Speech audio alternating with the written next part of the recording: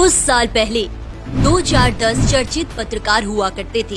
ये पत्रकार हमें जो कहते थे, जो दिखाते थे, जो बताते थे, हम उसे ही सच मान लेते थे, क्योंकि सूचनाओं पर हमारा दायरा सीमित था और यही इन पत्रकारों की ताकत थी और फायदा इन पत्रकारों ने कई दशकों तक उठाया।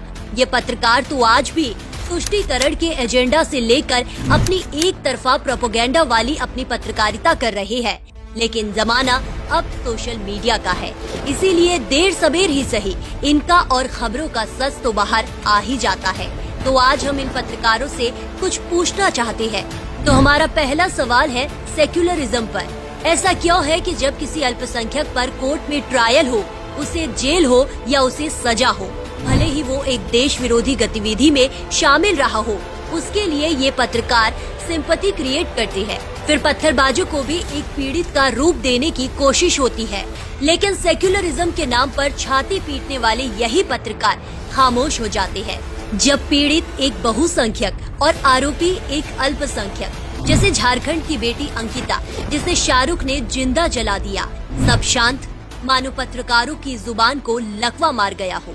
हमारा दूसरा सवाल फ्रीडम ऑफ स्पीच पर। फ्रीडम ऑफ स्पीच पर तो ये पत्रकार सालों से हमारी आंखों में धूल झोंक रहे हैं।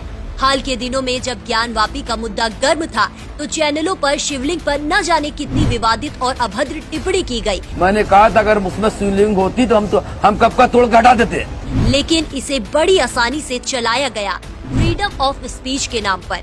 लेकिन जब किसी ने आईना दिखाने की कोशिश की, तो इन्हीं पत्रकारों के हाथ पैर फूल गए। फिर डराया गया, धमकाया गया, सर तन से जुदा के नारे लगे, लेकिन मीडिया खामोश रहा। हमारा तीसरा सवाल है कश्मीर पर। एजेंडा पत्रकारों का दल धारा 370 हटने से पहले मानो देश के केंद्र पर कश्मीर की फाइल खोले रखता था। आए दिन कुछ न कुछ ऐसा दिखाता था जो देश की छवि को खराब करे। धारा 370 हटने के बाद जब कई दिनों तक घाटी में कर्फ्यू और नेटबंदी थी, तब भी ये पत्रकार दिन भर इस मुद्दे पर चीखते चिल्लाते थे। लेकिन अब जब हालात नॉर्मल हो गए, पर्यटन में जोरदार तेजी दिख रही है, जब लद्दाख में नल नल योजना ने तेजी पकड़ी है, कश्मीर के हर घर में बिजली पहुंच रही है, तो सब शांत है। कोई कश्मीर की खबर ही नहीं दिखा रहा है, मानो कोई सन्नाटा पसरा हो। तुम आज बेनकाब हो गए हो। तुमने लोगों की निर्भरता का जो फायदा उठाया, वो आज लोगों ने जान लिया है। फेयर और ऑनेस्ट जर्नलिज्म होने की बजाय तुमने अनफेयर और बायस जर्नलिज्म को जन्म दिया है। आज बेनकाब होकर भी तुम बाज नहीं आ रहे।